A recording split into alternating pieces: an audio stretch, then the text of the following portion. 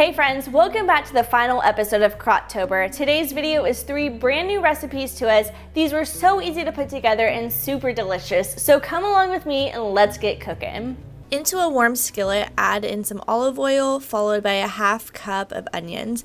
I felt like a half cup was perfect for us, but you can definitely add more if you would like. After a few minutes, just let this soften down. And I will say that my pan is definitely not big enough, so if you are going to make this recipe, get a bigger pan. Follow your onions by 1 pound of ground beef and 1 hot breakfast sausage. You could definitely use the regular breakfast sausage if you don't like the extra spice, but just cook this down until it is no longer pink. And the original recipe didn't say anything about straining it, so I didn't, but if you want to, you totally can.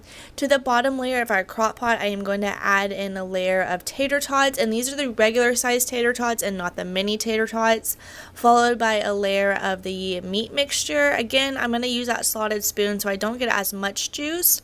Follow this by 1 can of hot rotel. You could just use regular diced tomatoes or the medium rotel. And then finishing with 1 can of rinsed and drained black beans and rinsed and drained corn. We are going to cover this and cook on low for 2.5 hours. Once it is done cooking, I'm going to go in with a layer of cheese. I'm using the Mexi cheese from Kroger, and I cooked this for an additional 30 minutes. This was so cheesy. The only complaint that I had was that top layer of tater tots. I don't feel like it got cooked completely, but it was still so good. You could pair this with some chips and salsa, but it's just an easy, delicious meal. Funny enough, my dad saw me editing this at work and he said, "Ew, that looks disgusting." But I promise it is delicious. To the bottom of our crock pot, we are going to be adding in some Italian meatballs, covering this with your favorite enchilada sauce. This is the Siete brand. I hope I pronounced that right. It is my favorite. It's an apple cider vinegar based enchilada sauce and it is so delicious. I have not been able to find it recently, so I definitely stocked up when I found it again. And then just finish this off with a can of hot rotel. Again, you could just use the regular rotel. I didn't feel like the hot gave it a lot of spice, but it just gave it a very subtle heat. So we are just going to cover this and cook on low for 3 to 4 hours. Once it is fully cooked, I just kind of mix it around to make sure that everything wasn't stuck to the bottom. And then I topped mine with some Monterey Jack cheese that I shredded up in my KitchenAid. If you haven't seen that, I posted that a couple of days ago, so check that one out. And then we are going to cover it again and just let it sit for about 5 minutes just until that cheese is nice and melted. This could definitely be served alone or on a bed of Mexi rice. It is so delicious. If you're going to use this as an appetizer, you could just definitely put some toothpicks in it and put it on a plate and serve it up.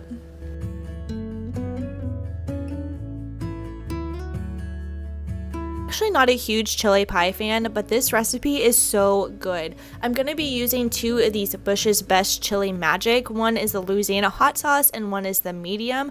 I felt like the combination of the 2 was perfect because it wasn't too spicy, but it had a subtle hit that was really good. For our onions, I'm going to use about a 1/4 cup or so. You could definitely add more if you would like. They do not get soft, so if you don't like crunchy onion, don't add more. To my crock pot, I'm using a crock pot liner, and no, it does not make it taste like plastic. I've seen those comments before, but this just helped so much with the cleanup. To the bottom of our crock pot, we're going to add in a layer of Fritos, and I know you're going to say, "Ew, they're going to get soggy," which yeah, they kind of do. They almost disappear, but it's good. Like, I don't understand. It was still really good. So on top of our layer of Fritos, I'm adding in the 2 cans of chili. I'm going to be leaving in the sauce because the recipe didn't specify not to. On top of that, I'm adding in the layer of onions, and you could definitely add more if you would like.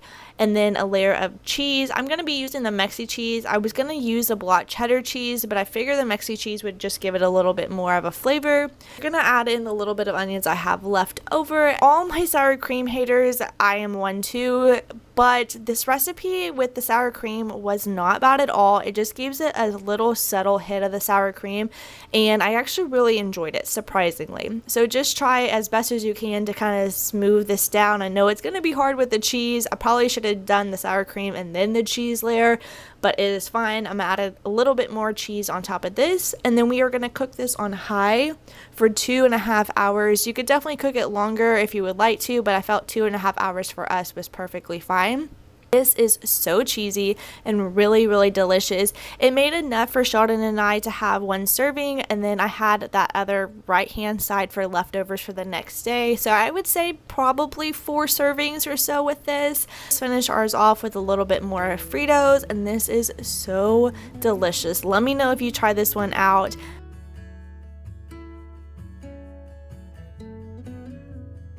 In case you've missed any of Crocktober, I put it together for you in a playlist here. Thank you so much for spending October with me, and I will catch you next Sunday for our Halloween spooky treats. Bye!